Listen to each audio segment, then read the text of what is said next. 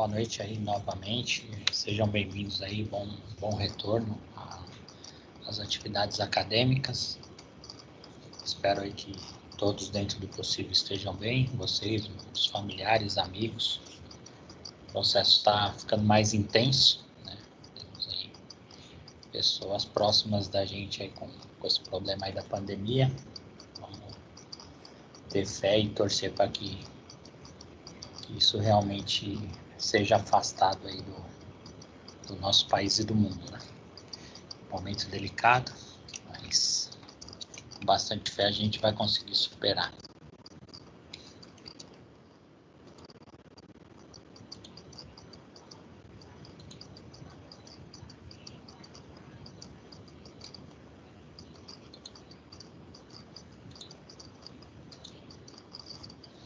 A disciplina no segundo semestre, ela, por incrível que pareça, ela vai continuar sendo gestão de projetos, tá? Até a última sessão.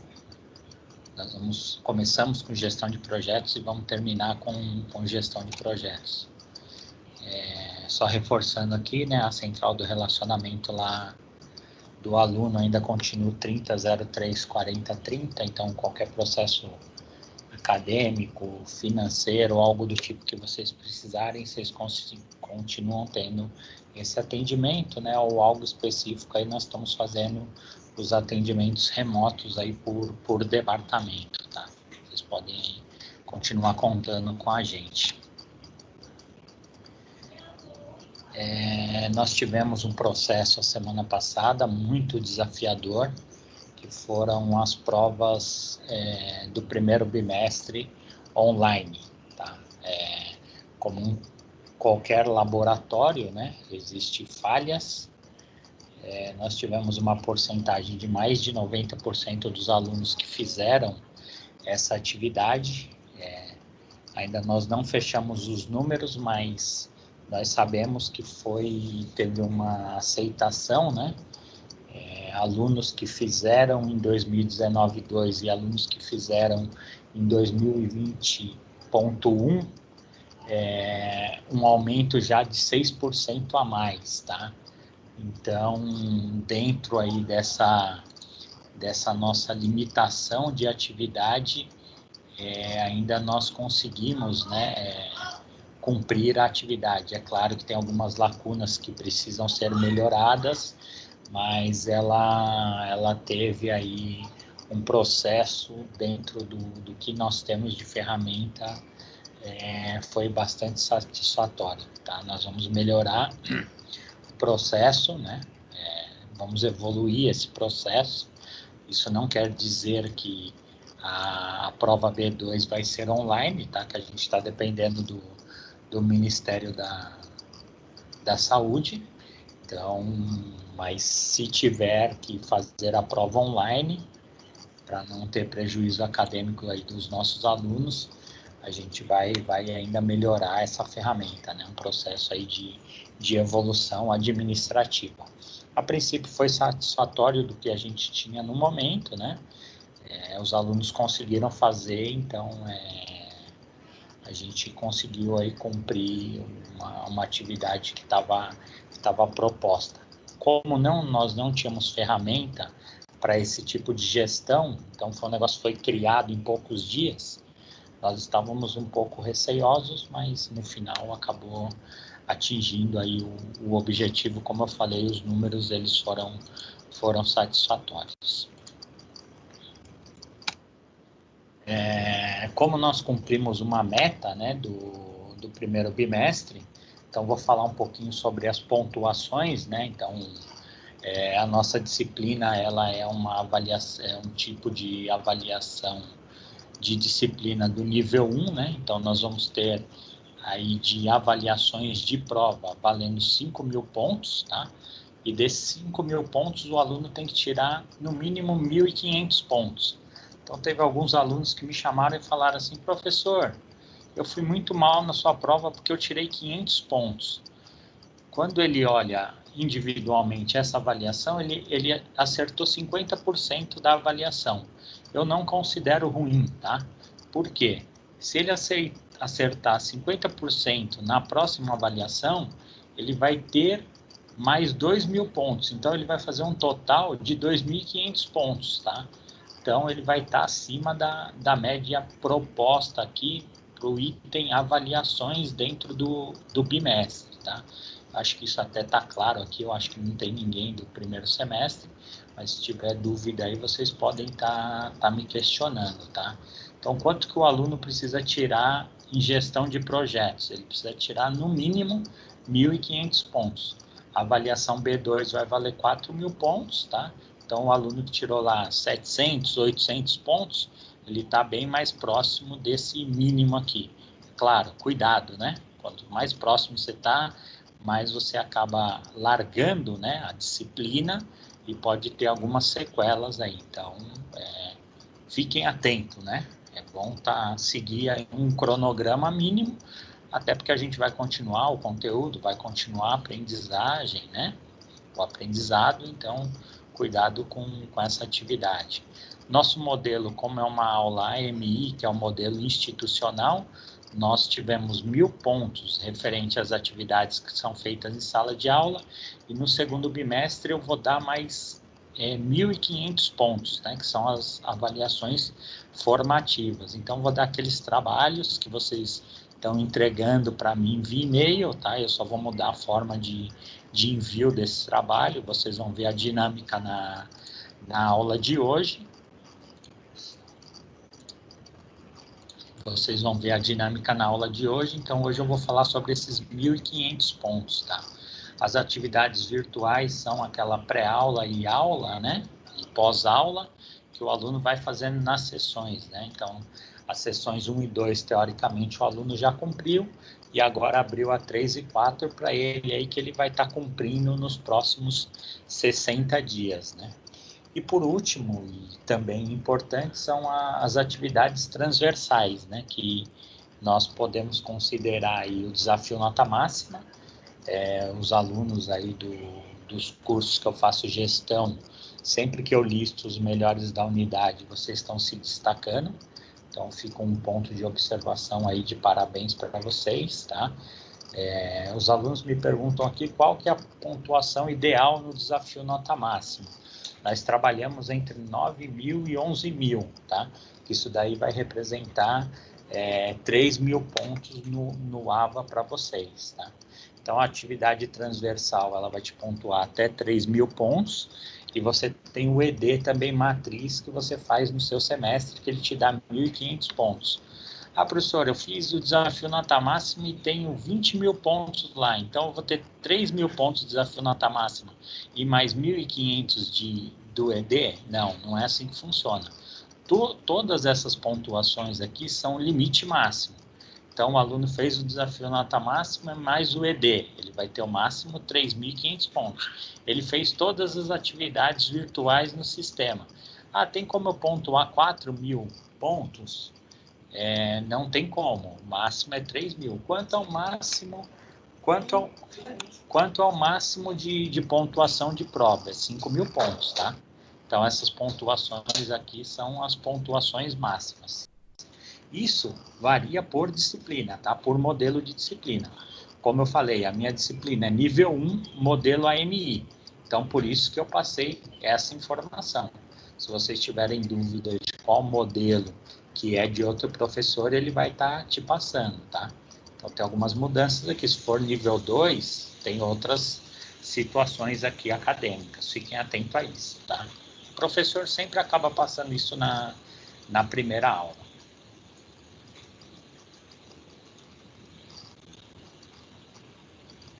Professor, as atividades transversais, como o desafio nota máxima, se você não atingir os 3.500 a primeira fase, no nível 1.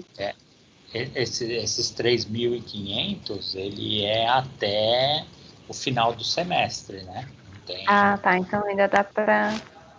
Você vai pontuar ainda por aí mais ou menos uns 50 dias, tá? Ela termina um pouquinho antes, mas você ainda tem um tempo para pontuar. Isso daqui, pessoal, o teto de cada atividade, tá? Não sei se foi essa a sua pergunta. Na verdade, o que você precisa passar no semestre é que a soma desses números aqui ultrapasse 6.000 pontos. Então, eu tenho 3.000 pontos de atividades virtuais e tenho 3.000 pontos de prova. Eu não fiz nada de formativo, eu não fiz nada de transversais. Você passa no semestre? Você passa, porque você precisa 6.000 pontos, sendo o mínimo de 1.500. Quando o aluno começa a pensar dessa forma, ele começa a reprovar nas disciplinas, né? Porque ele está pensando aí de uma forma, mesmo assim, trabalhar no limite, né? O aluno que, por exemplo, antigamente ele estudava para tirar 5, né? Aí qualquer deslize ele tirava 4 e ficava de exame, repetia, né? Então, as pontuações, ela gera aí várias possibilidades, né? Então, o que nós vamos trabalhar? Alguns alunos trabalham lá buscando os 14.000, tem bastante aluno que faz isso. Tem uns que buscam uma média de 10.000, que eu considero, vamos dizer assim, se eu fosse aluno, eu acho que eu ia buscar mais ou menos esse número, porque 10.000 pontos me gera uma nota 10, né, no meu histórico, que é o suficiente, né? E tem o aluno que ele trabalha ali nos 6.000 pontos sempre arriscando, né? Esse aluno, ele sempre aparece ali naquelas provas de exame e etc. Então, acho que o aluno é bom ele trabalhar ali na base de 10.000 pontos, que assim, são algumas sequências de atividade que vai gerar esses 10.000 pontos. Isso eu olhando como aluno, né? Claro que cada um aí tem as suas necessidades, os seus objetivos. As ferramentas, elas existem aí para diversificar o aprendizado do aluno. O que nós temos certeza? É que nós entregamos um aluno melhor, tendo várias formas de avaliação, né? Eu, como trabalhei, já estou antigo aí na área acadêmica, desde 2003, eu lembro na época que você pegava e dava só uma avaliação para o aluno, né? Valendo de 0 a 10. E às vezes o aluno teve algum problema, não tem muita aderência à disciplina mesmo, e esse aluno ia lá e ele ia mal naquela prova lá e aí ficava de exame, ficava de DP, porque era uma avaliação só. Hoje nós temos aí a diversidade desse processo. Alguém ia falar aí? Eu tenho uma dúvida em relação à prova, eu queria saber se a gente vai poder ver o resultado ou se vai ter alguma chance para a gente. A gente pode até falar aí o individual sobre o resultado ou sobre as questões, não tem problema nenhum. Você chegou a anotar qual era a sua dúvida? Na verdade é porque tinha uma questão em si que eu estava em dúvida, porque ela estava, tipo, era uma resposta que era no precisava que, tipo, no para preencher as lagunas tinha tipo no plural e no singular. E aí, tipo, eu tava com dúvida nessa e eu, tipo, errei uma, então eu tava em dúvida se foi essa ou tipo se foi alguma outra. Entendi. Não, beleza, eu vou dar uma olhada e a gente faz sim uma correção aqui, não tem problema não, tá? Deixa só a gente finalizar a aula, depois a gente volta nesse tema. Eu tenho como critério o aluno que tirou acima de 6, eu não fazer esse tipo de correção, mas hoje eu vou abrir exceção. Porque o aluno que acertou 9, né, ele tá melhor que o professor, né? Se eu fizesse essa prova aí, eu não acertaria 9. Então, mas a gente faz essa análise aí, não tem problema nenhum. Aí se tiver mais dúvida de outros alunos aí, não tem problema não. Referente aqui às pontuações, com alguma dúvida do semestre, ou posso dar andamento aí na aula?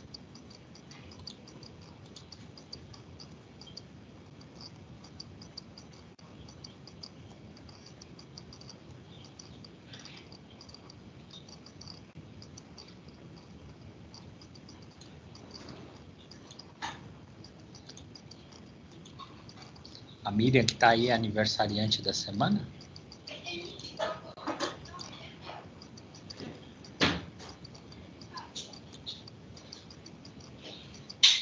Ela está sem microfone. Vamos dar andamento aqui, pessoal, no segundo semestre, tá? Referente à avaliação, como eu comentei, a prova ela era nível médio, tá? Eu não esperava um outro resultado, a não ser o resultado positivo que nós tivemos. nós tivemos um grande número de alunos com nota boa, isso é positivo, mas isso já vinha sendo sinalizado dessa turma, né? É uma turma que entrega resultados aí quando a gente está tanto comentando sobre a aula, tá? Nos comentários que são feitos na própria aula e como nos trabalhos também. Então, eu não esperava uma outra coisa. A prova ela é um processo importante, é um processo que academicamente eu vejo longe de ele acabar, tá? Porque quando nós vamos passar por alguns processos, porque tem muita gente na sala aqui de RH, nós precisamos fazer avaliações, né? Então, a gente vai entrar na empresa, precisa fazer um teste. Então, a prova ela é similar a esses testes e a gente precisa estar treinado. Quanto mais a gente faz algum processo, mais a gente vai se preparando para quando aquilo acontecer, né? E a gente precisar tomar alguma decisão. Então, faz parte aí do nosso desenvolvimento. Só retomando aqui, né? O primeiro bimestre nós falamos dos conceitos gerais sobre gestão de projetos, né? Então, nós entramos na sala e a primeira pergunta que eu fiz, o que era gestão de projetos, né? E aí o pessoal não interagiu, né? Porque, assim, projeto é uma palavra até conhecida, né? O que é um projeto? Mas a gestão, o passo a passo, como fazer o projeto, né? Então, na primeira aula foi um silêncio para essa pergunta, mas depois vocês foram percebendo como a gente fazia esse processo, né? Como a gente conseguiria fazer essa gestão, um passo a passo disso daí. Finalizamos uma etapa na aula passada, que a gente falou o passo a passo, né? Ali na gestão para profissionais. Nós montamos uma casa lá em Caieiras, né? Do início até o encerramento, passamos ali pelo escopo, passamos pela parte financeira e etc, tá? Na unidade 2 ali nós falamos sobre o gerenciamento de escopo, o tempo, o custo, os riscos de projeto, né? E agora nós vamos para o segundo bimestre. Nós vamos falar na terceira unidade especificamente sobre 3 itens que são bastante importantes. Então, nós desmembramos 10 itens, né, no primeiro bimestre.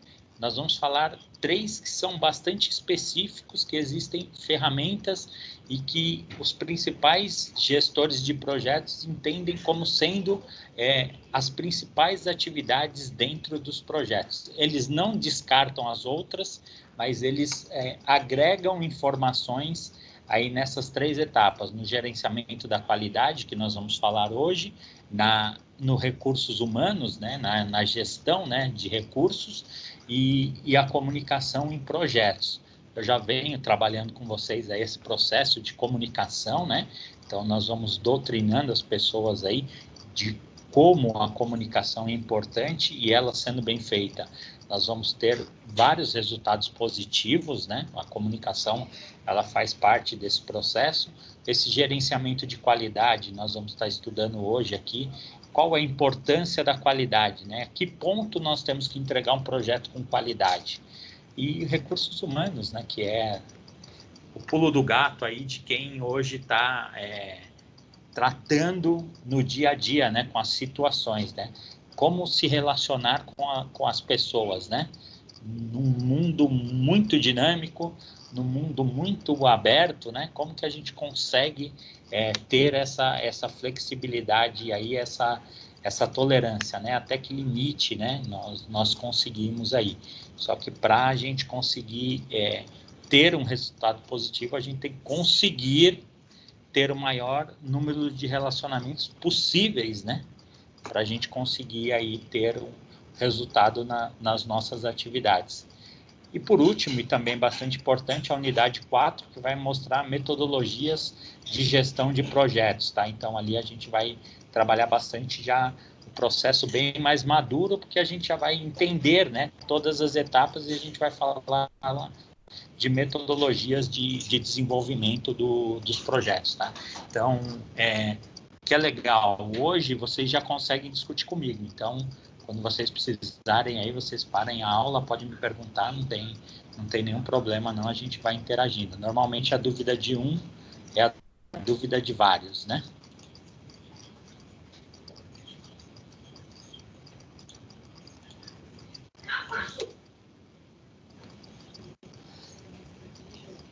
A gestão da qualidade, ela começa na análise dos conceitos levantados de acordo com a necessidade do cliente. Então, o que acontece? Quando a gente fala de qualidade, a qualidade ela está muito ligada ao que o cliente precisa do projeto, tá?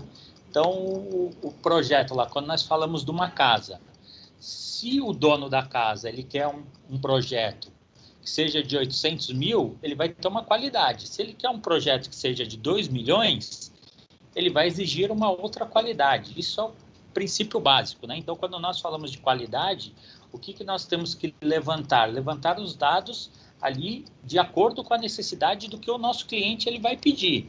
Então, eu trabalho aí no setor automotivo. Às vezes, o cliente quer que eu entregue uma maçaneta de um veículo. A pergunta que eu faço para ele, que tipo de produto que você quer que eu use? Eu quero que você use um produto remanufaturado, um produto que já foi utilizado, ele voltou para a fábrica para fazer. Então, qual o objetivo do meu cliente na qualidade? Ele quer uma qualidade mais baixa para quê? Para ter um preço mais competitivo. Então, quando a gente está fazendo a gestão de algum negócio, o que a gente tem que saber? Qual que é a necessidade das pessoas que estão envolvidas naquilo? Porque quando a gente pensa só na qualidade máxima, explode outras situações, né? O projeto pode demorar mais, o preço, o custo de você criar aquela maçaneta pode ter um custo absurdo e você não consegue competir no mercado, tá? Então, quando a gente fala de qualidade, a gente tem que pensar o que o cliente quer. Por que isso? Professor, a gente deveria sempre pensar na qualidade máxima. Isso daí é positivo, né? Sempre a gente pensa na qualidade máxima. Mas o cliente, o que o cliente quer? Tá? Então, eu vou lá, vou pintar a casa do cliente. Só que ele está preocupado no quê? Quanto ele vai pagar? Quanto ele vai ter de despesa? Então, às vezes, ele não consegue comprar uma tinta da Souvenir que é R$450. Ele vai comprar uma outra que é R$130. Então, ele está preocupado na qualidade? Ele está preocupado na qualidade e no custo. Então, ele está pensando em duas situações dentro do projeto. Então, o que a gente tem que pensar como gestão? A qualidade, ela está ligada diretamente na necessidade do cliente. Ponto. Porque a partir do momento que eu atendo a qualidade que o cliente pediu, o meu projeto vai ser bem sucedido. Seguindo aqui com o que o autor fala, né, eu parei aqui em clientes, assim como suas expectativas e especificações do produto, tanto que para o autor a qualidade constitui um processo contínuo de melhorias, tá? Então, dentro disso daí, o que a gente vai trabalhar, tá? A gente consegue ir trabalhando e melhorando sempre a nossa qualidade dentro dos projetos, só que sempre baseado no quê? No que o cliente quer. Não adianta eu superar a qualidade dele e isso daí acabar batendo no custo. Eu fui lá colocar um pneu, por exemplo, no meu carro. O pneu A16, ele fica mais bonito no carro, beleza. Só que o cliente ele vai ter que pagar 50% a mais por aquele pneu. Vai ficar com mais qualidade, o carro vai ficar num design mais bonito? Vai ficar com mais qualidade. Só que, porém, o cliente, ele necessita aquilo, foi aquilo que ele pediu? Não resolve, tá? Então, a gente tem que tomar cuidado nisso daí quando a gente fala da gestão da qualidade. Se a gente entregar o que o cliente pede, o projeto foi entregue com a qualidade que foi contratada. Ponto. É isso que nós, como gestão, nós temos que pensar. Então, o processo de qualidade está muito ligado ao quê? A necessidade que o cliente está pedindo.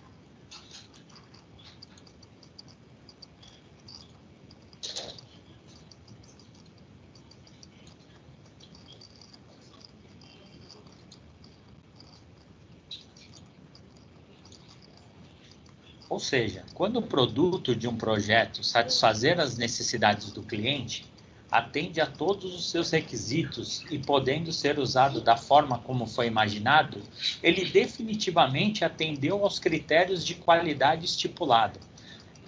Olha, interessante, né? O que eu estava falando no outro slide é o que o autor ele coloca aqui, ó. Na verdade, eu peguei do autor, né? O processo ao contrário, né? Então, de uma forma aí, que a gente vai fazer o quê?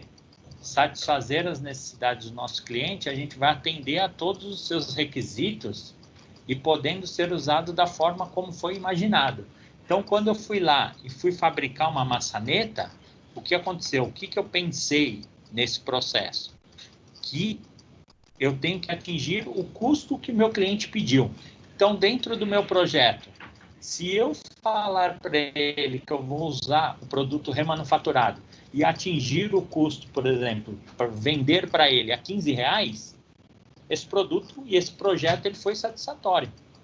Eu consegui atingir o que o cliente precisava. E a qualidade está ligada ao preço que ele me propôs. Então, ele já sabia, né, que eu ia usar um produto remanufaturado. Não vai ter frustração no projeto. A frustração é quando ele contrata a compra de uma maçaneta com um produto original, né, com uma matéria-prima ainda que não foi utilizada em nenhum outro produto, e aí eu entrego um produto de baixa qualidade. Aí tem a frustração do cliente, porque eu não atendi os requisitos que estava proposto dentro do projeto. Isso não pode acontecer. Tá? Então, se eu, dentro do projeto, fiz uma proposta de entregar uma maçaneta de um veículo com produto que nunca foi reutilizado, eu tenho que cumprir isso daí. Porque o cliente, quando ele pegar, ele é uma pessoa que ele é do segmento automotivo. Então, quando ele pegar o produto na mão, ele já vai ver que foi com um produto remanufaturado feito, tá? Então, aí sim gera a insatisfação no item de qualidade.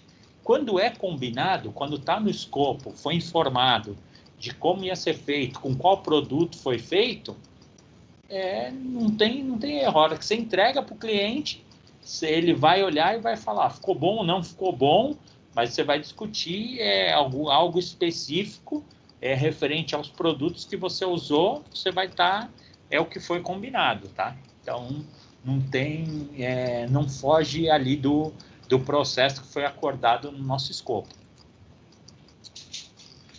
Porém, né, no entanto, a qualidade é parte da restrição tripla do projeto e sofre os efeitos das decisões de outros itens contidos na restrição. O que vai impactar na qualidade? O custo, né? É aquilo que eu falei, né? Se eu quero um produto de 800 mil, ele vai ter um tipo de qualidade. Se eu quero um produto de 2 milhões, ele vai ter um outro tipo de qualidade, né?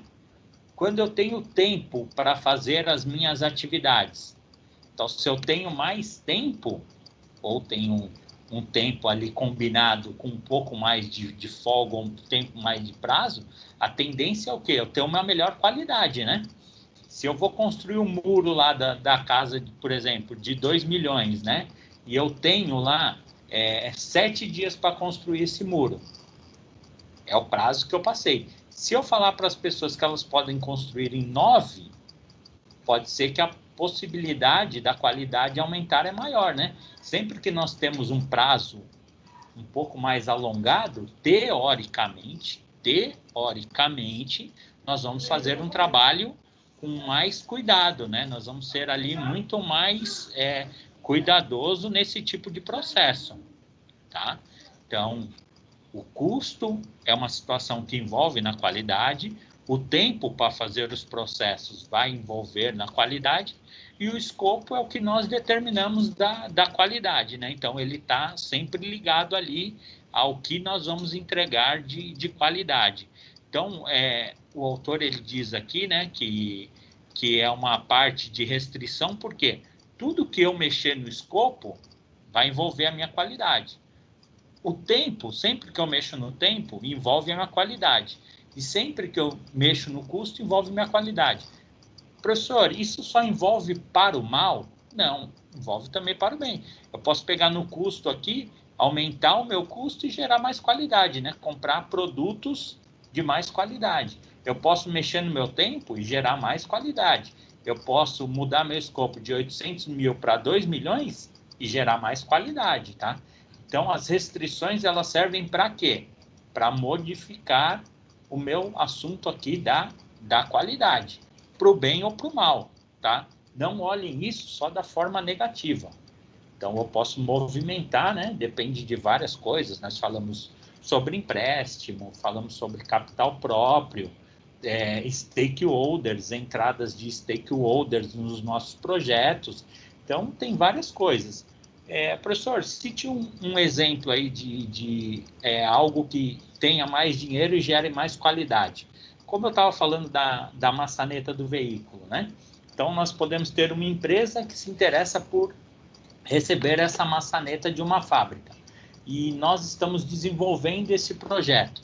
E esse projeto foi dado início com a qualidade do produto ali de segunda linha, né? Produtos remanufaturados.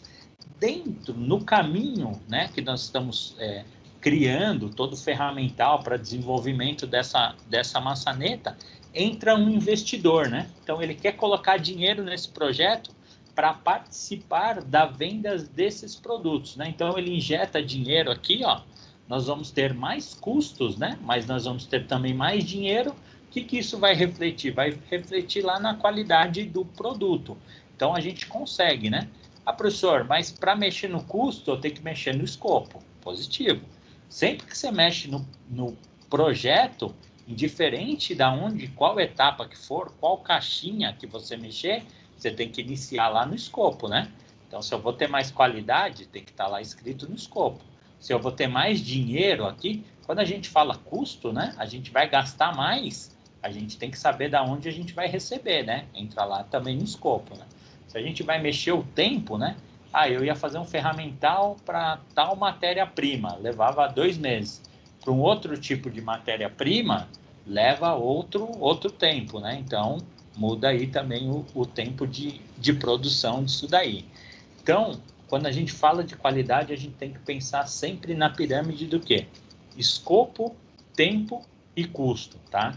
Então, a gente vai estar mexendo ali, quando a gente mexe na qualidade, a gente tem que pensar quanto vai custar, quanto tempo a mais ou a menos vai levar, e eu tenho que colocar isso no nosso escopo. Você vê que já fica um pouco diferente das aulas que nós tivemos, né? Aqui tem uma aproximação maior em um único item, que é o item de qualidade. Então, nos outros slides, a gente vai ver como que controla essa qualidade. Então, nós temos ferramentas de controle da qualidade, que são situações aí no nosso dia a dia que a gente consegue realmente cuidar para que aquela situação, né, aquele projeto, ele tenha uma qualidade aí mais avançada.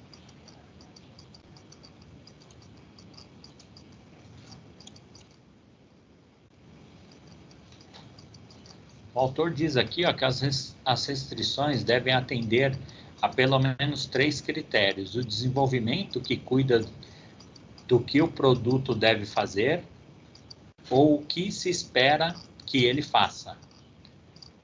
O custo, né, que é o valor justo de execução e de venda do produto, e o prazo, que verifica se o produto ou serviço é entregue dentro do cronograma estabelecido. O que isso significa? Significa dizer que se a qualidade do produto do projeto gerou contentamento por parte do cliente, mas aconteceram atrasos e estouros de custo, por exemplo, a gestão do projeto não teve a qualidade esperada. Ó, tá vendo? Então, se eu tive problema lá no custo, né? Então, aumentei o custo da minha atividade, ele gera o quê? Uma insatisfação na qualidade do meu projeto. Por quê? Porque não era o que o cliente estava esperando. O cliente, ele não quer pagar 850 mil pela casa.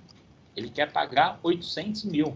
Não vai adiantar você falar que você colocou o piso que é mais bonito do que o que ele esperava. Não vai adiantar. Não resolve. Porque o combinado foi o quê? 800 mil. Porque você tem 800 mil somente. 50 mil, você vai ter que fazer um novo empréstimo, você vai ter que... algumas coisas que estava previsto ali no pagamento da obra, você vai ter que renegociar. Então, assim, o que foi combinado e não é cumprido dentro dos projetos, ele gera uma insatisfação dentro daquilo que estava programado. Claro, tem coisas que são ali negociáveis, que você vai estar trabalhando no meio do caminho, né? Mas no final, É frustrante. É mais ou menos quando você deixa o seu carro no mecânico e ele fala que vai trocar uma peça que custa R$ 600. Quando você chega lá, ele te entrega uma nota de R$ 900 e nem mandou um WhatsApp para você. Você fica frustrado, né? Porque foi 50% a mais do que foi combinado.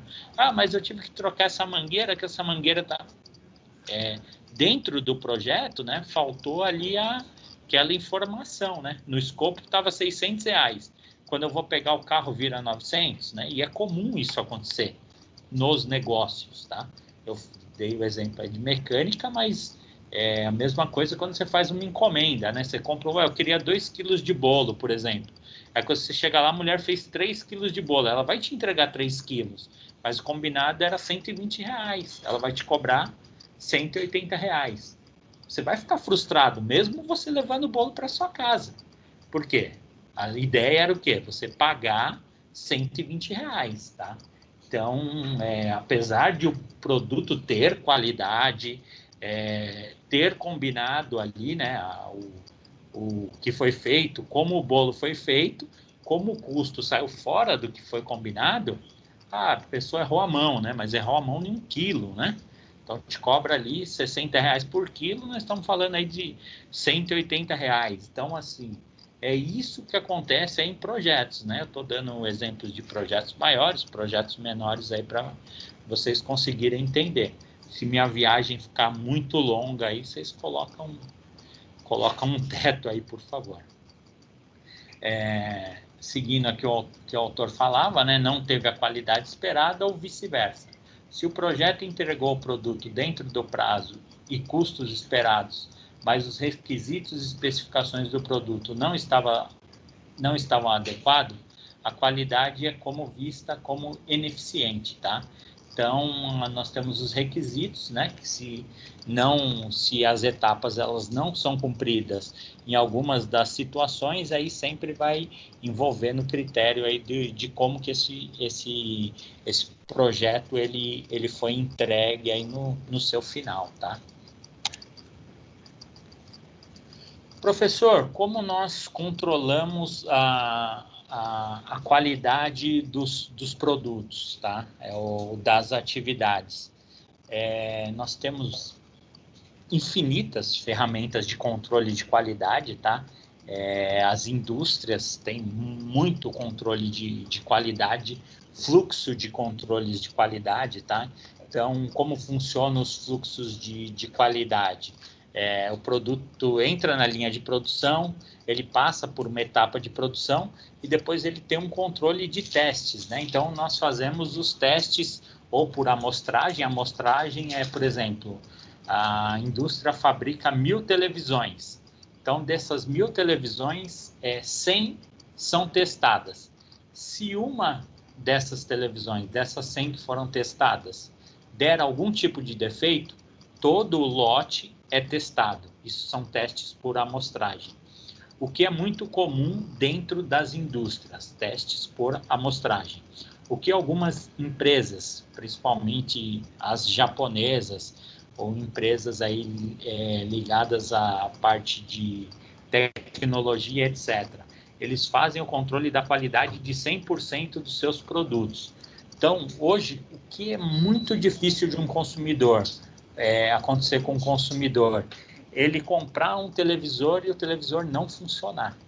Pode ser que ele não dure o tempo previsto, mas é difícil você falar com uma pessoa a nível mundial que ela chegou na casa dela e ela ligou o aparelho de televisão e ele não funcionou.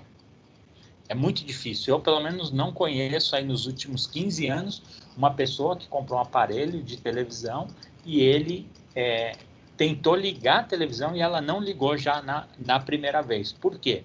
Porque existe um controle de qualidade, existe uma rotina, tá? Então, o autor, ele cita aqui, tá? Talvez seja o mais conhecido de verdade, que é o PDCA, tá? da gestão da qualidade. Tem um pessoal de logística aí na aula, eles devem conhecer bastante. Dentro da logística, o PDCA está muito implantado, tá? Dentro das empresas, mas é comum aí vocês terem essas atividades dentro da empresa, tá? Então, o PDCA, eles são 4 etapas, tá? Que é o plano, o cheque e a ação, né? Então, nós temos ali o primeiro item, o planejar, o gerenciamento da qualidade, né? Então, eu vou pensar como que eu vou gerenciar a qualidade. Então, quando eu pego ali, a gente estava falando de uma maçaneta de carro, né? Então, como que eu vou fazer esse planejamento? Então, planejamento, o que significa? Como que eu vou fazer esse controle da qualidade? Pode ser por amostragem, pode ser por lote, pode ser 1 a 1. Então, eu vou planejar isso daí, né? Depois que eu planejei, qual é a segunda etapa? Eu vou realizar a garantia dessa qualidade. Então, quais são as pessoas que vão fazer isso? Como que esse teste ele vai ser feito, né? Então, eu vou criar uma rotina de atividades para conseguir garantir a qualidade daquele produto, né?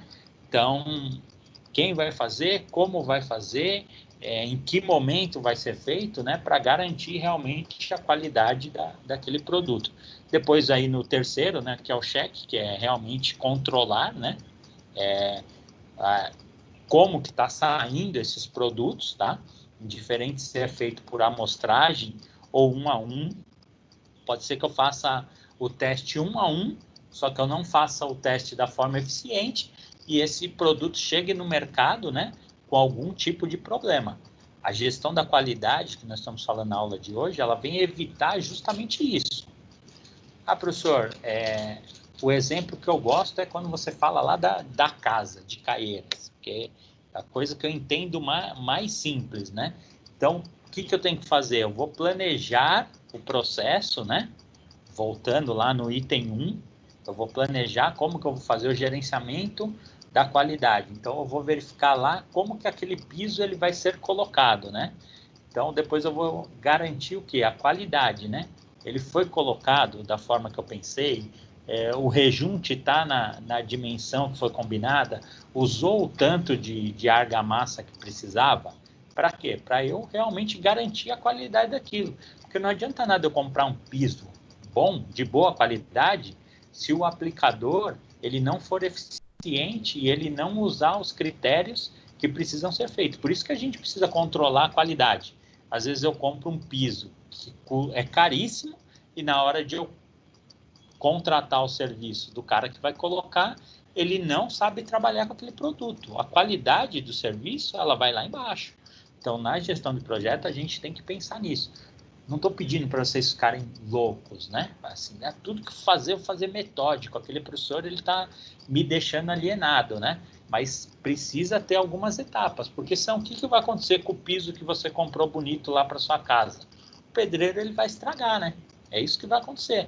Ou a durabilidade, né? Daqui 2 anos entregou a casa, aí a casa está quebrando toda lá, está levantando piso. Por quê? Porque não teve uma gestão de qualidade. Nós temos que controlar essa qualidade, né? E o último aí é o que? É corrigir, né? Alguns tipos de ação que, se precisar, a gente volta lá para o item 1, que é planejar de novo, né? Então, fica nesse processo que a gente vai sempre controlando as atividades que estão acontecendo dentro do nosso projeto. Então, sempre que vocês escutarem, ou na empresa de vocês, ou algum professor falar, vários professores vão falar desse processo aqui de PDCA. Tá? No curso de RH não tanto, não tem algumas disciplinas, mas nos cursos de administração de empresas, logística, tá? Tá muito ligado aí esse tipo de controle da qualidade, que é muito voltado à gestão, né? A rotina, né? Ao processo que acontece dentro das empresas, e também aí a área de logística está ligado muito à qualidade ali das atividades. O RH vai escutar pouco, né? Mas também é importante a gente entender aí a situação da qualidade dentro dos projetos aí da disciplina que a gente está aprendendo.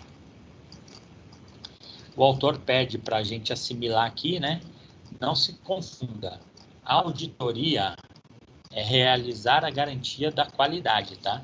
Então, o que nós fazemos na gestão de projetos? Nós somos auditores das atividades. Isso é importante, tá? Nós temos que saber qual que é a diferença, né, da auditoria. A auditoria, o que é? Auditor é a pessoa que ela acompanha os processos, tá? Então, ela vai acompanhar desde a compra lá do piso da nossa casa até a colocação, né? Então, o autor diz aqui, realizar a garantia da qualidade. Checa os processos, enquanto o controle da qualidade, ele checa o produto. Então, são coisas distintas. Nós temos a atividade de auditoria, que é acompanhar, né, tudo o que está acontecendo, passo a passo, e nós temos o controle da qualidade. O que o controle da qualidade faz? Ele olha o produto. Esse é o produto final. Então, ele não se preocupou com o passo a passo, tá? Então, nós temos dois processos aí quando a gente fala de qualidade.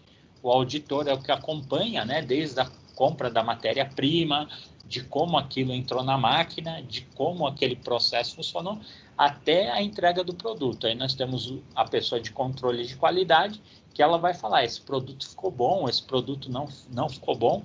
Lá na casa que nós estamos montando em Caieiras, eu posso dar um exemplo, né? Normalmente o marido, ele que acompanha a obra, então ele vai ser o auditor, né? Ele vai ficar lá, ele vai olhar de como foi a compra do piso, quanto custou, ele vai fazer todo o processo. Aí no final de semana, ele vai e leva a esposa, né? Ela que vai ser o controle de qualidade, ela vai falar, nossa, olha como colocaram esse piso aqui, ó, o 27º piso aqui ficou torto, esse rejunte não era da cor que eu queria, por quê? Ela vai fazer o quê? O controle da qualidade daquele produto que ia ser entregue. São coisas, elas andam juntas, mas são coisas distintas dentro do processo. Então, auditar é acompanhar o processo, isso é até questão de prova, e o controle da qualidade é checar o produto final. Eu vou dar até um exemplo aqui, eu não, né? É do autor, eu só vou ler. Ou seja, se queremos um churrasco, servir uma bebida gelada entre 0 e menos 4 graus, temos que colocá-la em um freezer 5 horas antes do evento e servi-la em um balde de gelo. O auditor que controla a qualidade vai verificar se o processo for cumprido. Então, aqui, ó, seguindo o exemplo do autor aqui, só para ilustrar, né? Então, o que precisa, né, naquela atividade? Que a cerveja esteja entre 0 e menos 4 graus. O que o auditor ele vai fazer? Ele vai ver se foi colocado 5 horas antes no freezer, ele vai acompanhar todo o processo, né? Já a pessoa que controla a qualidade, o que ela vai fazer? Ela vai pegar o copo, vai colocar a cerveja e vai experimentar e vai ver se ela está entre 0 e menos 4 graus. Ela não se preocupou como que foi feito o processo, ou ela não está preocupada com isso. O que ela quer? Ela quer que dentro do projeto esteja entre 0 e menos 4 graus, né? A satisfação do cliente. Já no controle da qualidade, alguém vai pegar um copo com a bebida que acabou de ser servida para medir se o produto está naquela temperatura prevista, repetindo essa operação algumas vezes e anotando os resultados dessa pesquisa. Tá? Então, dentro aí das atividades que nós temos de gestão da qualidade,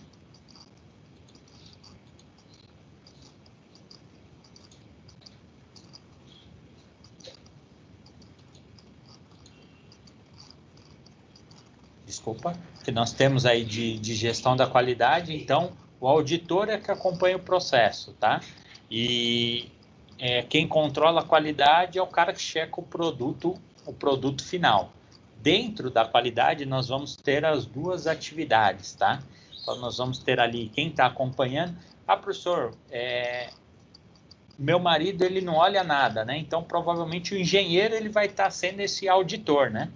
Ou, não tem engenheiro na minha obra. Então, já é o próprio pedreiro, né? Alguém vai estar auditando ali para aquele processo acontecer. Quando a gente fala assim, o professor, ele fala de uma obra perfeita, né? Numa obra que tem engenheiro, que tem... Mas não importa, a gente pode fazer adaptação só trocando os nomes, tá? Mas a atividade, ela vai existir, isso que é importante. A gente tem que entender que são duas situações diferentes. Alguém vai estar auditando aquela obra, mesmo se for a própria pessoa, né? Ela vai estar avaliando ali, garantindo a qualidade, né? Então, e depois vai fazer o controle e entrega do produto. O autor fala para a gente assimilar novamente, ele estava nos sinalizando bastante nessa sessão, tá? As ferramentas que serão utilizadas na gestão da qualidade são definidas durante o planejamento, mas são utilizadas efetivamente na etapa do controle de qualidade, tá? Então, nós vamos passar para algumas ferramentas, né, nos próximos slides, né, e o autor diz que essas ferramentas, elas são definidas lá no escopo, né? Então, o que eu quero usar? Eu quero usar a ferramenta do PDCA.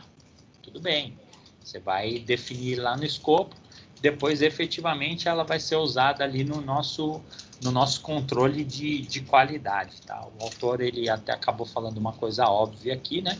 Você não vai usar a ferramenta de controle de qualidade para fazer a avaliação do custo, né? Então, a ferramenta ela vai ser usada somente no controle de qualidade. Não vou brigar aqui com o autor, né? Ele fez a comunicação duplicada, vamos dizer. O autor, ele deixa aqui algumas ferramentas da qualidade, né? Então, como eu falei para vocês, são muitas. Nós temos muitas ferramentas de qualidade dentro das empresas, né? Então, nós vamos falar aqui sobre 7, né? São modelos diferentes.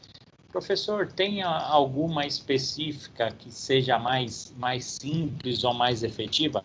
Eles vão estar muito ligados ao projeto que você está fazendo, né? O diagrama de Chikawa, ele é muito conhecido aí dentro das atividades.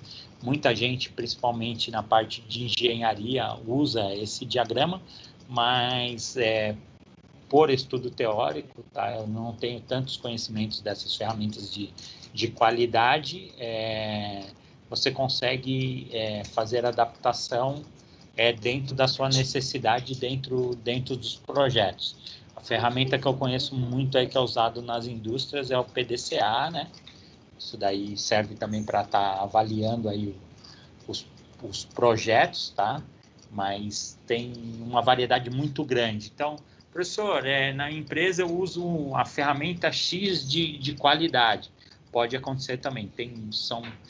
Já nos últimos 30 anos foram criadas várias ferramentas aí de gestão da qualidade. As 8 principais, as mais conhecidas, na aula de hoje a gente vai estar passando por elas, tá? Vou começar aqui pelo fluxograma, né? Ele mostra os caminhos e as passagens do processo de criação do produto e serviço e verifica se durante a execução houve desvio do processo, o que pode ocasionar falta de qualidade, ou reparos no processo para adequar à realidade. Para montar um fluxograma é necessário conhecer o processo e os símbolos que o compõem. Então, o fluxograma aqui, ele mostra os caminhos e as passagens dos processos, né? Então, ele mostra cada etapa que deve ser feito e como aquilo deve ser feito e com qual produto ele deve ser feito, né? Então, o fluxograma, até o nome já diz, né? Ele é similar a um cronograma. Apesar que todas as ferramentas de gestão de qualidade, elas são baseadas com ações similares a cronograma, tá? Então, porque você vai fazer as atividades, né, com uma rotina de ações. Então, o aluno, né, ele pode até, em algum momento, confundir o cronograma com o fluxo de ações que devem ser feitas na gestão de qualidade, mas são coisas distintas, tá? São etapas distintas e são ferramentas distintas. Você não vai conseguir usar uma ferramenta da qualidade para você criar um cronograma de atividades, por exemplo, tá? Então, são coisas distintas, mas similares nas suas atividades, tá? Então, a gente só precisa mudar a chavinha ali para não confundir. Quando eu estou fazendo um cronograma de atividade, eu vou usar algumas ferramentas tecnológicas e quando eu estou fazendo a gestão da qualidade, eu vou usar outras ferramentas tecnológicas. Professor, eu posso usar a mesma ideologia? Se você conseguir fazer a adequação da atividade, não tem nenhum problema. Você pode usar a mesma ideologia, tá? Desde que você use a ferramenta da forma correta. Vou falar aqui do diagrama de Chikawa, que eu acho aí que é o mais utilizado. Eu acho não, é o mais utilizado, principalmente na parte de engenharia, tá? Ele é um diagrama de espinha de peixe, tá? Eu vou até voltar aqui. Ele é esse daqui, né? O 1, 2, 3, 4, o quinto item, tá? Ele é desenhado nesse formato mesmo, tá? No formato de uma seta. Também chamado diagrama de causa e efeito ou diagrama de Chikawa. Tem como objetivo trabalhar a causa raiz dos eventos problemáticos, pois traça graficamente como diversos fatores causa podem estar ligados a problemas, efeitos potenciais. Após a identificação do causador ou dos causadores de uma falha, deve-se preparar, treinar e resolver o problema indicado e continuar a verificação da qualidade. Então, o que esse gráfico ele faz? Ele vai pontuando quais são as atividades que estão acontecendo dentro daquele processo, tá? Dentro daquela caixinha ou dentro daquele desenvolvimento de produtos. Então, a partir do momento que ele traça esse gráfico lá de ações que devem ser feitas e são identificados algo que está acontecendo irregular, ele volta, né? O que ele faz? Ele tem a percepção, né? Ele descobre a falha e ele prepara, né? Ele treina, resolve o problema e continua fazendo a avaliação, tá? Então, dentro de um processo aí de produção de televisões, então deu um problema, por exemplo, no tubo. O que o gráfico ele vai apontar? Deu problema no tubo. O que eu vou fazer? Eu vou preparar, né? As pessoas especialistas, eu vou treinar para resolver esse problema e eu vou continuar sendo analítico, eu vou continuar ainda fazendo o processo de qualidade. Se nós pensarmos numa linha de produção, o processo ele é contínuo, né? Por mais que nós temos um projeto de entrega, por exemplo, de um televisor, então nós vamos fazer 1 bilhão de televisões. Isso é um projeto? Sim, porque chegou 1 bilhão e um televisor, parou aquele projeto. Então, todos os dias eu vou usar lá o gráfico, né? Então, ele vai fazer a mesma análise. Professor, precisa fazer análise em 1 bilhão de televisões? Precisa fazer análise em 1 bilhão de televisões. Professor, muito mais fácil fazer amostragem, menos custo. Mas você imagina de 1 bilhão de televisão, a que não for testada, ela vai para o mercado. Aí você compra, ó a logística, saiu do distribuidor, foi até o local, o ponto de venda, né? Se for uma loja de shopping ou uma loja de rua, né? Se não foi uma compra online, veio até a sua casa, você não faz o teste. Eu nunca vi uma pessoa testar uma televisão na loja. Só se eu estou muito atrasado. Aí a pessoa ela traz na caixa e ela testa na casa dela. E quando chega na casa dela não funcionou, né? Aí o que ela tem que fazer? Ela trouxe, ela tem que voltar, ela tem que pegar outro televisor, então tem todo o impacto, tem um desgaste aí da imagem da empresa, então são vários fatores que impactam, né? Nesse desenvolvimento aí da qualidade, tá? Então já falei aí de 2 exemplos, vocês viram que são ferramentas do quê? São ferramentas de controle, são softwares, tá? Isso daí está tudo dentro de softwares dentro das empresas. Então, professor, eu tenho um controle de qualidade lá das atividades que a gente faz na logística. É possível ter lá um controle de qualidade. O RH, professor, tem como controlar no RH? Você tem algum exemplo? É possível? Às vezes tem ali o fator de como que são desenvolvidas, né, os questionários para ter a contratação de funcionários, né? Então, pode existir ferramentas de controle ali daquela avaliação. Tudo isso são o quê? São ferramentas de qualidade. Confesso, eu posso até questionar o RH das empresas que eu trabalho, que eu não lembro nenhuma de cabeça. Mas eu tenho certeza absoluta que nós temos ferramentas de qualidade, inclusive por recursos humanos. Então, na próxima aula, vocês podem me cobrar disso daí, que eu retorno com isso daí para passar essa informação para vocês. Nas folhas aí, nas listas, né, de verificação, são coletados e anotados em uma tabela, né, os dados de medições, tempo de processo, tempo de execução, resultados e etc., que trarão informações para análise de eventuais problemas que possam estar ocorrendo no projeto. Na gestão de projetos, o gerenciamento de projetos não pode tomar decisões com base em suposições, pois elas devem estar amparadas em dados efetivamente confirmados pelas folhas de verificação, tá? Então, não existe achômetro na gestão de qualidade, tá? Por isso que eu falei, nós temos ali como teste de amostragem 1.000 produtos para ser testados. Eu vou testar 10%, 100 televisores, tá? Aí os outros 900, se deu problema em algum desses 100, eu acho que os outros 900 estão bons. Isso não existe, tá? Projeto, quando a gente fala de qualidade, se der algum problema em um produto, não importa a burocracia que vai ser gerado, aquilo vai ser todo avaliado, porque nós sabemos que a qualidade ela é primordial, né? A pessoa comprou um produto e ele deu problema de qualidade, volta, né? Qual que é o custo disso? É altíssimo. Fora o desgaste da imagem da empresa, que é ninguém consegue dimensionar, né, essa atividade.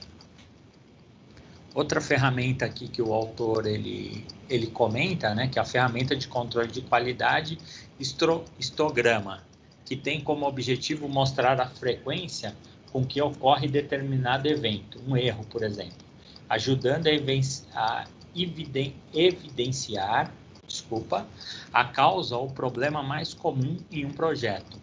O histograma é apresentado por meio de um gráfico de barras verticais, tá? Então, o histograma, ele tem aqui uma outra visão na gestão da qualidade. Então, ele foge um pouquinho aqui do que a gente está comentando até agora. O que ele mostra para a gente, o histograma? Ele mostra que a cada 1.000 televisores que são analisados, que são testados, nós temos, por exemplo, 1.000 televisores que foram testados, não deu problema. Nós temos outros 1.000 que também não deram problema, até 10.000 televisores sem dar problema. Do 1.001, do 10.001 até 11.000 deu problema. Um televisor deu problema. Então, o histograma ele vai mostrar esse histórico. Então, por exemplo, a cada 10.000 televisores, um deu problema. Então, o histograma ele serve justamente para a gente acompanhar essa quantidade de atividade. Professor, então sempre vai dar problema entre o 10.001 e o 11.000? Não. É o histórico, né? De 100.000, por exemplo, televisores, 10 deram problema. Então, o histograma ele vai mostrar, né? Ele vai mostrar em que momento que deram esses problemas. Às vezes aconteceu no 11.000, no 14.000, no 29.000 e assim por diante, né? Pode ser que os últimos 30.000, de 70.000 a 100.000 não deu nenhum problema. Só que o histograma ele vai mostrar o quê? Quantos deram problema, né? Nessa atividade. Ele é bastante importante aqui porque ele é estatístico, né? Ele mostra assim, em 1 milhão, quantos televisores deram problema ali na hora que você fez o teste. Eu, particularmente, gosto bastante desse tipo de ferramenta, tá? Que são ferramentas que mostram porcentagens. Nas tomadas de decisão, essas ferramentas de porcentagem, elas são bastante importantes, né? Nas nossas tomadas de decisão.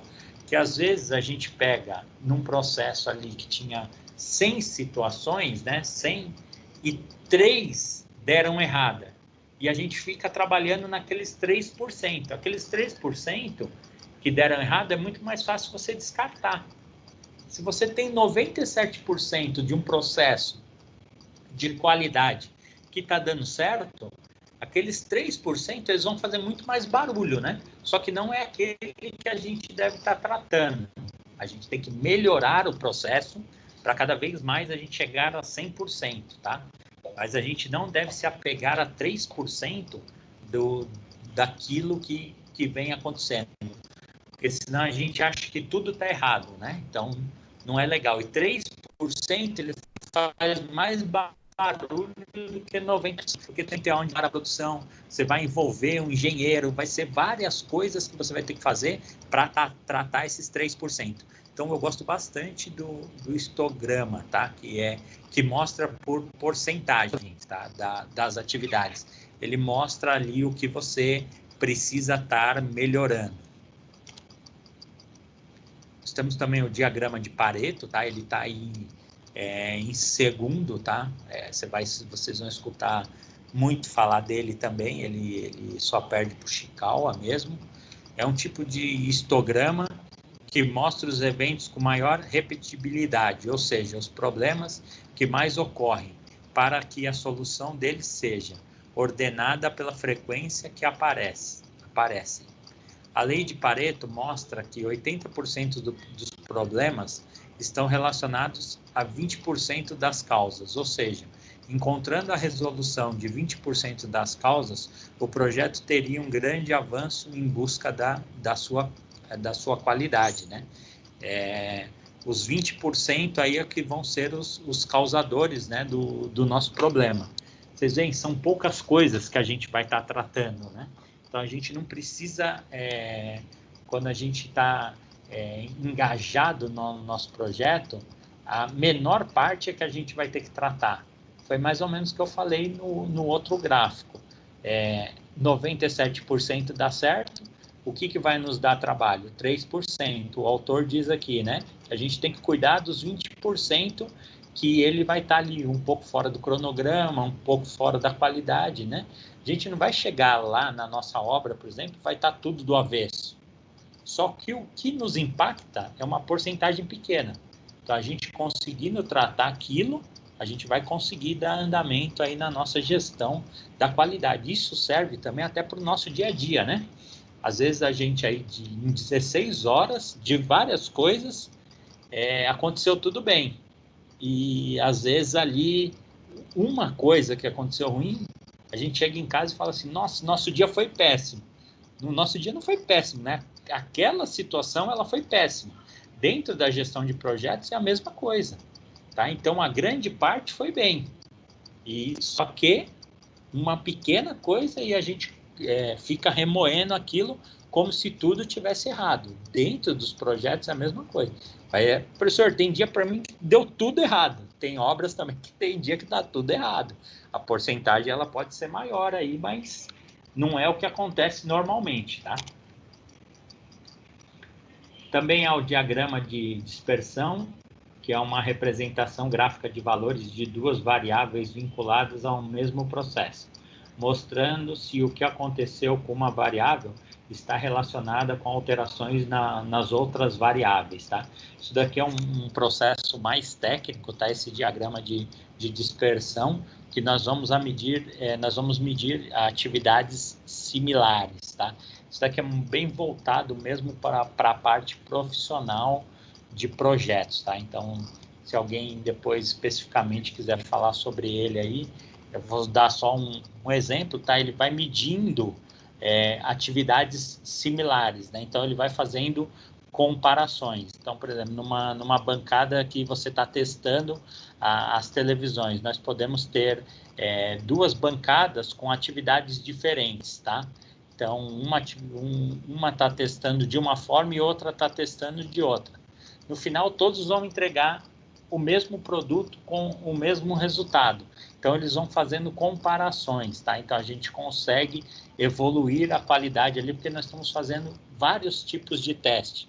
Chega algum momento que a gente pode descobrir coisas novas fazendo esse tipo de situação. Isso é assim, bem específico mesmo, lá dentro mesmo da gestão de projetos, tá? Tá baseado em coisas bem minuciosas dentro das indústrias e a entrega de produtos e também de serviços, tá?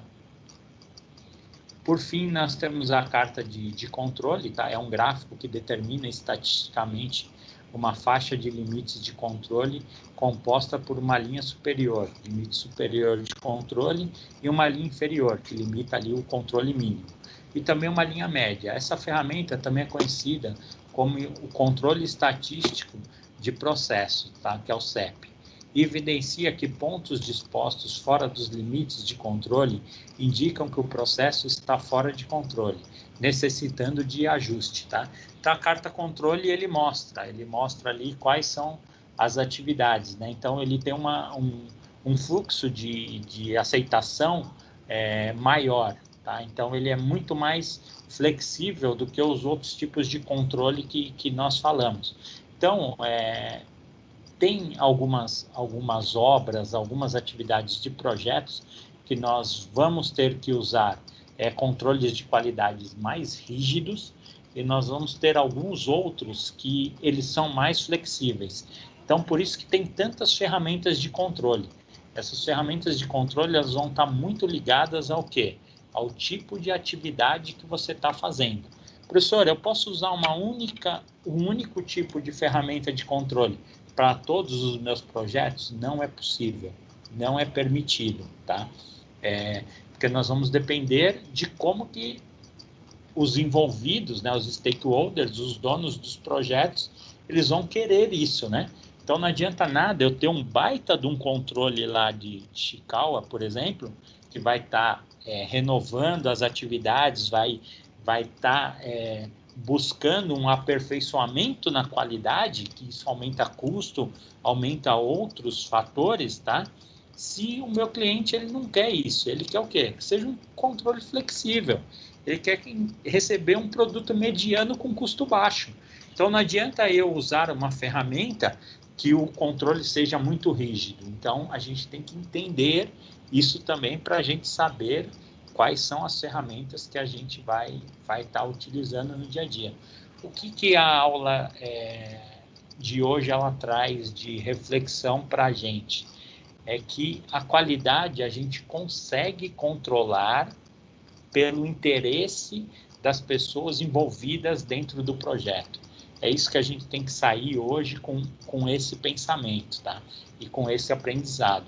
Então, nós precisamos entender o quê? Que vai depender do que é cobrado da gente, como gestão do projeto, para uma entrega de resultado, tá? O cliente mesmo, ele não quer que o produto seja do tipo A. Não adianta se fazer do tipo A, ele vai ficar insatisfeito. Tá? Então, você tem que pensar no quê? Lá na pirâmide, né? Vamos voltar lá na pirâmide. Eu tenho que pensar no quê? O tempo que eu vou fazer isso, o custo e o que está combinado no escopo. O combinado, ele não é caro e nem barato. É só cumprir o que está no escopo. Se está no escopo, foi cumprido no tempo certo, no custo certo, a qualidade ela vai ser atingida conforme o que foi combinado aqui no meu tripé, tá? Então, para ter a qualidade ideal, eu tenho que fazer o que está no escopo, no tempo certo e no custo que foi combinado. Ponto. Eu entreguei o produto que deu certo. Essa que é a gestão do projeto. Quando a gente aprende qualidade, a gente acha que qualidade é entregar a melhor coisa. Não é verdade. Entregar o combinado é a qualidade. Isso que é qualidade. Tá? A qualidade no produto é o que o cliente queria. Lembra lá no primeiro slide que nós colocamos na primeira aula, que o cliente estava pedindo para fazer um balanço, né? Algo para balançar numa árvore? E aí você viu que acabou saindo, né? Depois das pessoas se envolverem. O que o cliente queria? Ele queria só um balanço para o filho dele, uma corda e um balanço. Aí nós tivemos lá 20 quadrinhos, cada um falava de um jeito. Então é fácil. Combinou? É o que está no escopo. Escreve lá uma cartinha ou algo, é isso que vai acontecer. Eu vou fazer em quantos meses? Em 3 meses. Quanto que vai custar? R$ 2.500. Pronto, é cliente satisfeito. Isso que é fazer projeto. Isso que é pensar nos detalhes do projeto, tá? Não vai ficar combinado de boca. Tá ali, ó. O escopo é esse, o tempo de entrega é esse e o custo é esse. Quando você sair dessas informações, você está gerando insatisfação para o seu cliente. Por mais que você tente motivá-lo, que você tente explicar, é difícil. Vocês sabem quando o negócio que foi combinado não é cumprido, a pessoa às vezes tem até argumentação, acontece isso. É possível nós temos que ser flexível, que tem algumas situações que fogem do que foi combinado ali no escopo, mas já gera uma pequena frustração, pelo menos, tá? Só alguma pergunta da aula aí? Vou entrar na atividade, mas eu gostaria... Vocês estão aí? É a primeira pergunta. Vocês estão aí ainda? Sim, professor. Sim. Estamos aqui, professor. Pensei que vocês tinham dormido. Não. Vontade não faltou, né? Eu vi aqui, ó, no balãozinho aí do Henrique, rapaz. Aí. Apareceu na cabeça dele. Opa! Não, tô aqui, professor. Rapaz, eu vi na sua cabeça. Vontade não faltou. Hoje não tem Big Brother, tá mais fácil. É que estamos atentos às informações, professor. Ah, entendi. A Miriam tá aí? A Miriam fez aniversário e nem pagou o bolo, hein?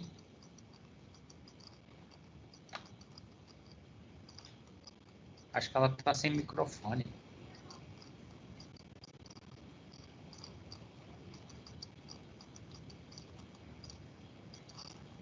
Não tem nenhuma pergunta aí? Eu posso dar andamento aqui?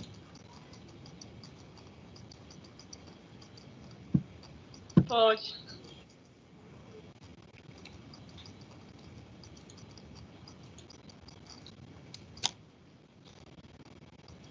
Nós vamos dar início aí ao segundo bimestre, né? Nós vamos fazer aí uma atividade. Ela vai ser uma única atividade dividida em 3 situações, tá? Então, ela vai ter 3 entregas. Essas entregas, elas vão estar lá no AVA. O aluno vai ter que fazer no AVA. Eu vou até entrar lá antes. Deixa eu ver se eu consigo aqui.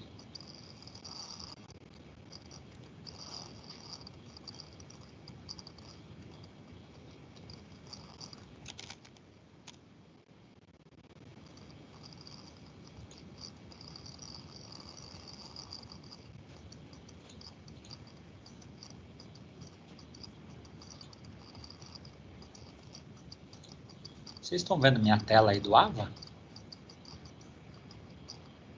Sim, dá para ver sim.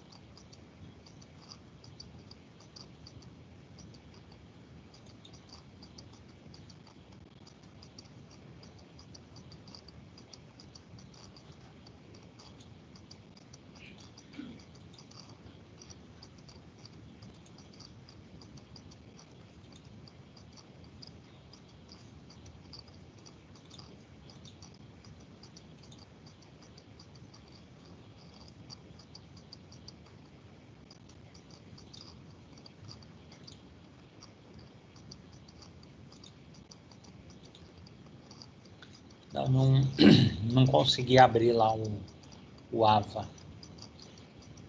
Daqui a pouco a gente tenta lá. Vou dar andamento aqui na atividade, tá? Então, a atividade, o total dela, ela vai valer 1.500 pontos, tá? É uma atividade que ela vai acontecer no semestre inteiro. Então, ela vai ser dividida em 3 etapas, tá? No dia 5/5 até o dia 5/5, os alunos, eles precisam postar o nome dos alunos do grupo e qual projeto eles pretendem apresentar, tá? Então, o que eu preciso? Ou no Word, ou num papel, uma foto, lá na seção 3.3, eu deixei a atividade para vocês. O que vocês vão pegar? Vocês vão pegar a área de trabalho e vão arrastar o nome dos alunos do grupo e qual é o projeto que vocês pretendem apresentar. Eu vou falar ainda como que é esse projeto, tá? Então, o aluno, ele tem o grupo dele, um dos alunos, né, do grupo vai colocar lá, tá? Eu vou pegar, como na folha vai estar o nome dos alunos e o projeto que vocês pretendem apresentar, então eu já vou pegar, né? Não precisa cada aluno colocar lá, né, o trabalho. Colocou o nome de todos do grupo, já é o suficiente, tá? Na entrega do dia 12/5, uma semana depois, vai valer 400 pontos. O aluno vai colocar na seção 4.2, sempre arrastando, né, a imagem ou o arquivo lá para dentro. O que vai ter que ter nessa atividade? O escopo do projeto, pelo menos um rascunho do que vocês vão apresentar. Coisa simples. Fala, professor, eu quero falar sobre a Arena do Timão. Beleza, não tem problema nenhum. Vocês vão colocar ali algumas características, algumas informações do projeto. E no dia 19, que é uma semana depois, aí já valendo 800 pontos, vão ser 2 atividades juntas, valendo esses 800 pontos. Vocês vão ter que colocar lá na seção 4.3 a apresentação final dos slides. E no dia 26/5, o grupo vai apresentar essa atividade ao vivo. Tá? Então, o que nós vamos fazer? Nós já fizemos um trabalho desse parecido, tá? Nós fizemos um treinamento, né? No qual eu abri alguns trabalhos e os alunos falavam sobre o projeto deles. Não é nada diferente disso. Não vou pedir nada diferente. Tá? Então, vocês vão colocar os slides lá na sessão, até o dia 19, e no dia 26 eu vou estar enviando, provavelmente para vocês antes, o relatório e o horário das apresentações. Professor, como que vai ser essa apresentação? Ela é online. Meu grupo, 2 pessoas não conseguem entrar. Eles nunca entraram, eles não têm interesse em entrar em aula ao vivo, é um direito, tá? Eu só preciso que o grupo me informe antes. Ó, o aluno tal, ele está aqui no meu trabalho, só que ele não vai participar da apresentação.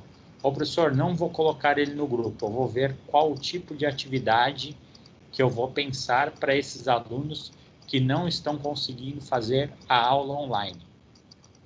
Outro ponto, se a aula presencial voltar, essa apresentação do dia 26 vai acontecer em sala de aula. Aí vai ser para o aluno que acessou, para o aluno que não acessou, aí vai ser para todos os alunos ali que estão no nosso dia a dia.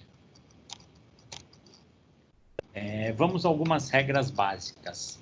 As apresentações, elas vão ser de 10 minutos, tá? Cronometrado.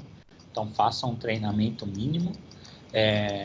Eu preciso que tenha 5 a 8 slides no máximo, tá? Então, tem um mínimo e máximo. Tudo isso vai ser avaliado. Vocês vão apresentar um projeto qualquer para os professores da banca. Então, vou convidar outros professores, tá? Que nós vamos fazer uma mini banca ali, tá? De avaliação. Como se fosse um trabalho mesmo ali, que vocês estivessem ali no dia a dia apresentando, tá? Então, só a diferença é que vai ser online, né? Parece ser mais fácil.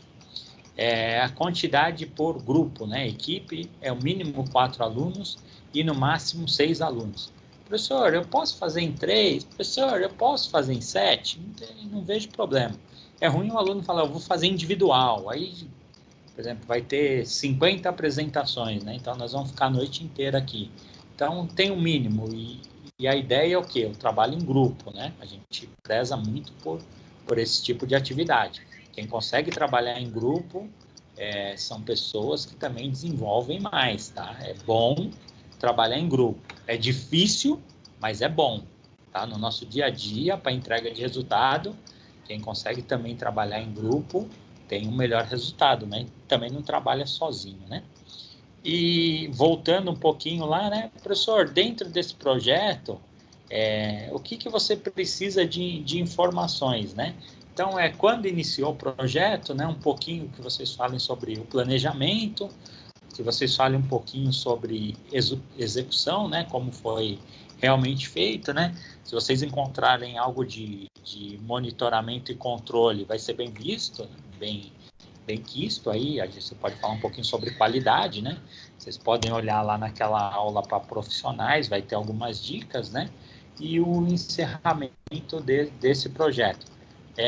Uma pergunta que talvez vocês façam. Professor, eu posso repetir aquele trabalho que eu comecei a fazer lá do primeiro bimestre? Pode, sem problema nenhum.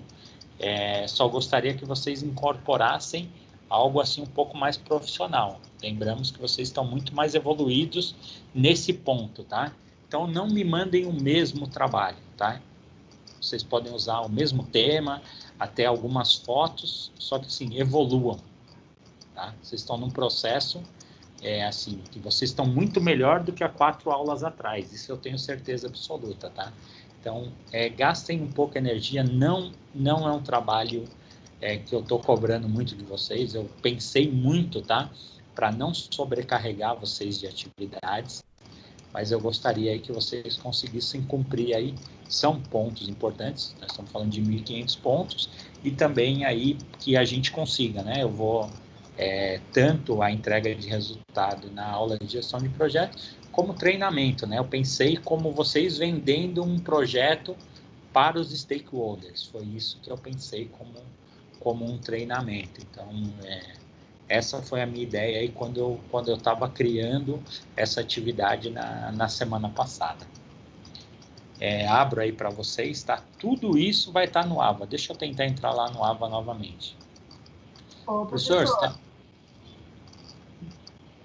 pode falar. pode ser feito o projeto de uma casa? Claro, vai ser bem-vindo. Ok. Pode Ô, ser. professor, Pode falar. aproveitando aí o gancho, eu comecei a assistir as aulas agora, né? E eu tô sem grupo, tem alguém aí que tá precisando de voluntários? Você tá no grupo de WhatsApp de alguma turma? Não estou em nenhum grupo, nem da sala. Entendi. Primeira coisa que eu vou deixar meu número aí, eu não sei se você tem meu número? Não tenho também. Você é de qual curso? Eu sou de engenharia civil. Você pode me ajudar aí nos projetos, cara. Hoje aí você ficou quietinho, dava pra você falar das ferramentas aí de gestão. Eu falei alguma mentira? Mentira aí? Não, conheço grande parte delas aí. Você podia ter me ajudado aí, né? Quando é assim, não fique. Anota aí, não sei se está aparecendo aí na sua tela. O que eu tava precisando na aula de hoje era os caras de engenharia. Eu tô em outra tela. Deixa eu pegar uma caneta aqui, pode falar. Chegou a ver aí ou não? Peraí que eu tô anotando.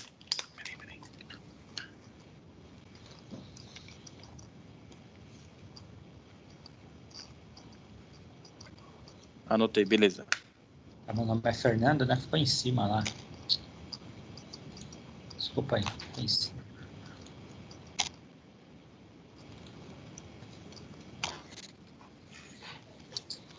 Depois você me manda o WhatsApp falando certinho qual a disciplina, tá? Porque a gente recebe uma quantidade grande aí de WhatsApp só para saber qual que é o assunto. Tá ok, pode deixar. Qual o seu nome? Claudinei. Seja bem-vindo aí, Claudinei. Obrigado, professor. realmente aqui o AVA, ele acabou, ele não está abrindo, tá vendo? As sessões 2, 3 e 4 aqui. Não sei o motivo, antes da aula eu até tinha trabalhado nele, mas ele está meio travadão aqui, ó. Mas, na verdade, eu não sei se vocês já fizeram alguma atividade desse tipo, tá? O que vocês vão precisar? Só pegar o arquivo da área de trabalho e arrastar para dentro Para dentro tem um espacinho, tá? Que vocês vão ver quando vocês abrirem lá a seção 3.3, é só arrastar mesmo o arquivo. Se vocês tiverem dúvida, aí vocês podem tá me chamando, tá?